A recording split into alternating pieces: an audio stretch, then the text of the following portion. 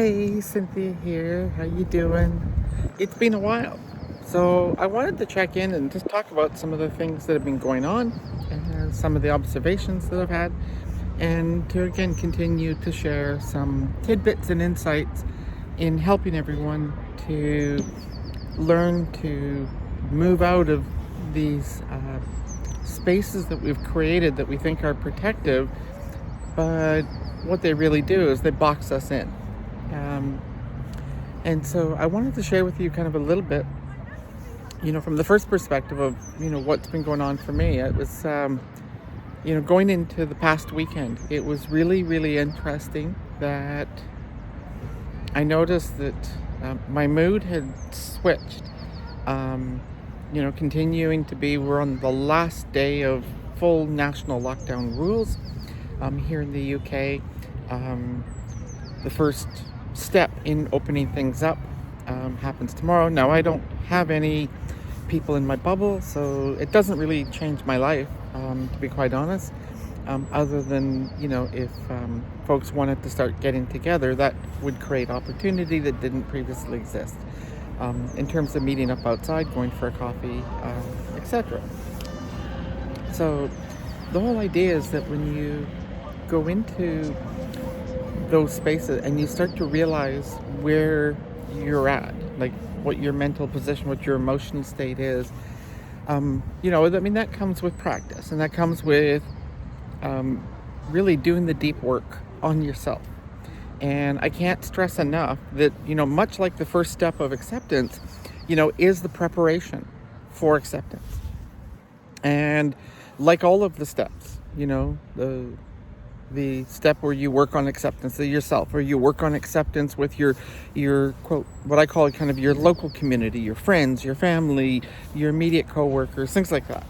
And then you go to, a larger group once you have that kind of built to a point where you can then more comfortably move to, more to the societal level. And again, you don't have to be LGBT or anything else. It's just simply where you feel you aren't fitting in, that you're not, kind of a part of that conversation. It's, how do we move? And again, it's not for the marginalized person to move. It's for those that are doing the marginalization to move, the oppressors, right? So learning kind of where we're at in the process. And of course, you can oppress yourself.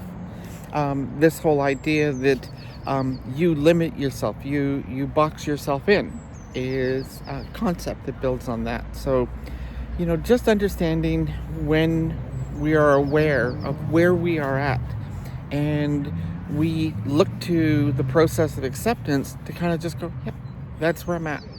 And then not to berate yourself, like, oh my gosh, like, how you do it's, what are you going to do to move from that point? Like, think of it as a place of awareness.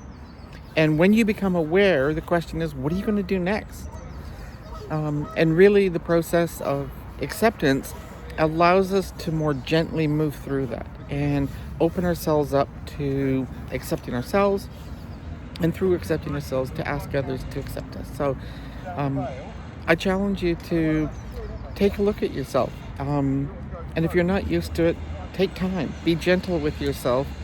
But you need to start. And you need to start in building it. We've had, over a year now of this kind of lockdown process. Hopefully, as vaccines start to get rolled out in different places, people and communities start to open up. And of course, if you're like me, you've built your own new box, the box that, not comfortable around people. I haven't had to be for a year. I haven't had to deal with it. So while it seems that that's something that you would crave to get back, it's also a box that we've built because we had this concept of, fear and protection for our health that we need to move beyond. So as we move out of it, we need to be cautious. We need to be careful. We need to be careful with ourselves, but we need to be cautious, with our health. And we need to just gently move into the space. But I ask you to look to acceptance as one of the ways that you can learn that process. And if you do that, you truly will have an enriched life. Thank you for listening.